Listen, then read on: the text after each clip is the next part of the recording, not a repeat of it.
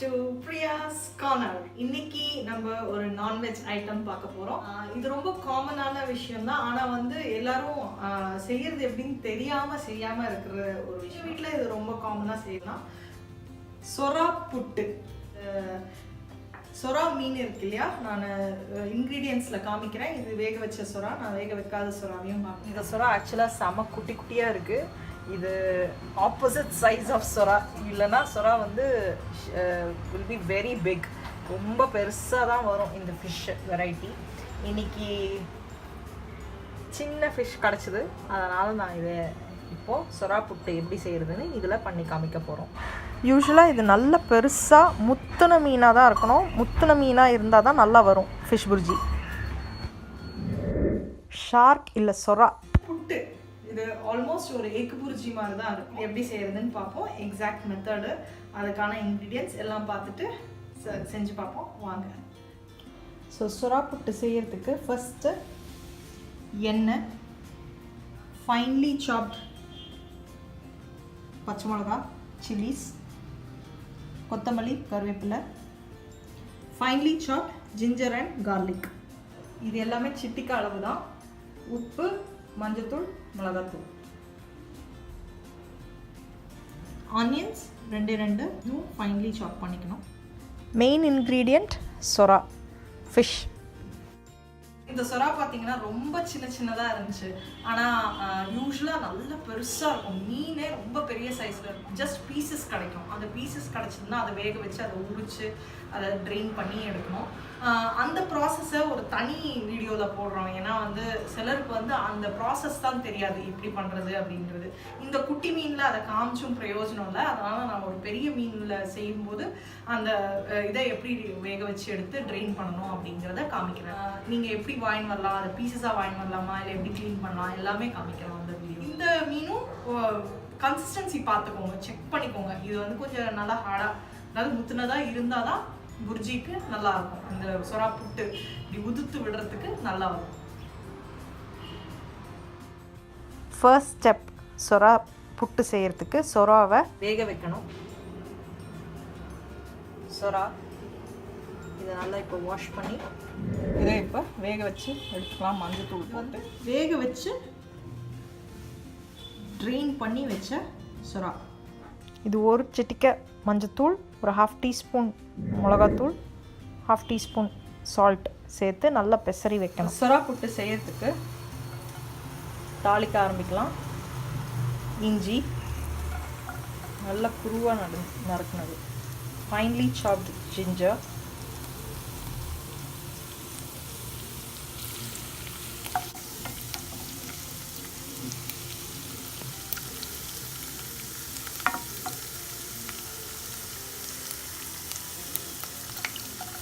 finely chopped garlic, finely chopped green chilies, இஞ்சி, பூண்டு, பச்சை மிளகா ஒன்று ஆட் பண்ணுங்க.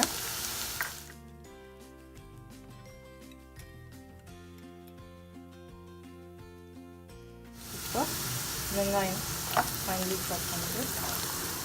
இது செய்யும்போது பார்த்தீங்கன்னா அந்த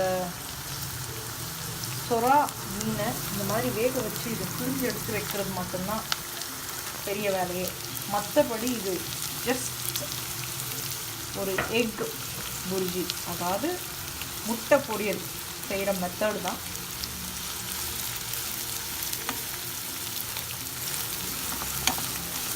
இதில் நம்ம ஃபைன்லி சாப் பண்ணி கொத்தமல்லி கருவேப்பிலையும் வச்சுருக்கோம்.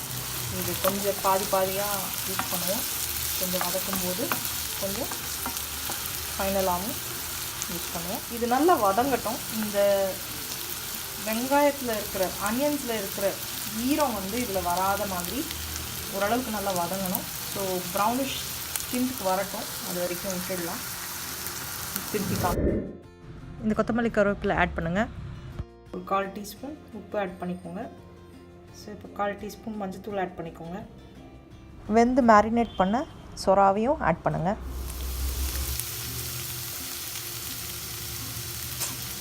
SURAவை உதுத்து அப்படியே இது மேலே போட்டு மிக்ஸ் பண்ணி விட்டுருங்க. பாருங்கள் அந்த ப்ரௌன் இதில் மிக்ஸ் பண்ண உடனேயே எப்படி ஆயிடுச்சுன்னுட்டு.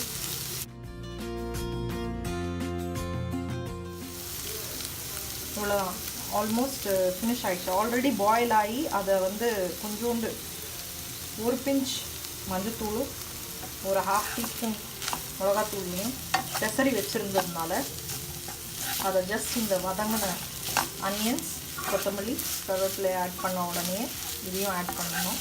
பண்ண உடனே இது எக் புர்ஜி செய்கிற டைமிங் தான். ஜஸ்ட் 2 மினிட்ஸ் தான் ஆகுது.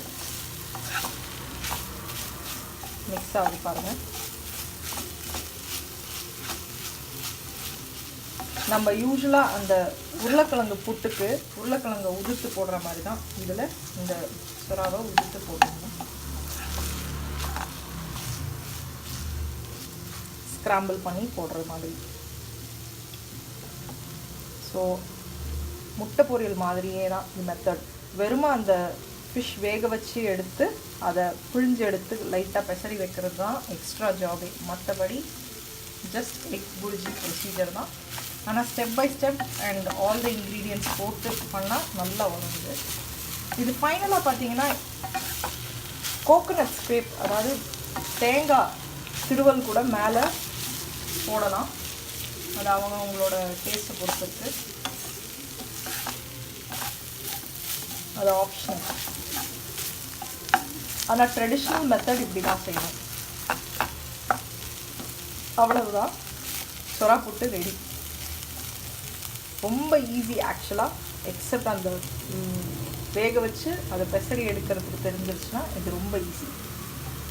ஸோ இது பாருங்கள், இது கன்சிஸ்டன்சியும் அது மேலே இருக்கிற ப்ரௌனிஷ்னஸும் பார்த்துக்கோங்க.